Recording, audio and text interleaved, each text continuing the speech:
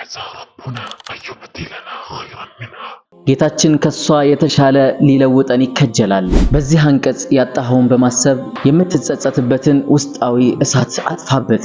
ስልጣን አግኝተህ አጥተህ ከሆነ የተሻለን አስብ። ትዳር አልመጣ ብሎሽ ከሆነ አላህ የተሻለን ይዞልሻል። ወዳጄ ብለህ ያሰብከው መንገድ ላይ በባዶ ከተወህ አንቀጹን አስታውሰው።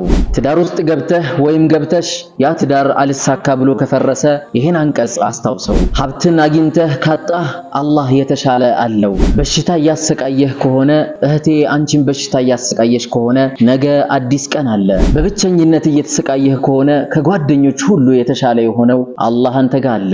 ኑህ አለይሂ ሰላም አዲስ ህዝብን የመሰረተው ከዛ ባህር ከዛ ማዕበል ተርፎ ነው። ኢብራሂም አለይሂ ሰላም የተውሂድ አባት ለመባል የበቃውና እንዲሁም የነቢያቶች አባት የሆነው ከዛ ነበልባል እሳት በመትረፉ ነው። አዩብ አለይሂ ሰላም ሚስቱና ልጆቹን እንዲሁም ህዝቦቹን የተቀላቀለው ከዛ አስቀያሚ በሽታ በኋላ ነው። ዩሱፍ አለይሂ ሰላም የግብጽ ንጉስ ሊሆን የቻለው ከባርነትና ከዛ እስር ነፃ ከሆነ በኋላ ነው። ሙሳ አለይሂ ሰላም ህዝቦቹን ሊመራ የቻለው ከፊርዓውን ጭካኔና ሰቆቃ ወጥቶ ነው። ታዲያ ያንተ ጭንቀት ምን ያክል ግዙፍ ቢሆን ነው ተስፋ ልትቆርጥ የቻልከው? አላህም ዘንድ የተሻለ የሆነ ነገር አለ። የአላህ Subhanahu Wa Ta'ala ጸጋ ማለቂያ የሌለው ነው። እዝነቱም ከቃላት በላይ ነው። ስለዚህ ከጸጋውም ስታገኝ ልታመሰግነው ይገባሃል። ነገር ግን ጊዜው ካልደረሰ ልትታገስ ይገባሃል። ወኢና ኢላ ረቢና ራጊቡን እኛ ወደ ጌታችን ከጃይነን።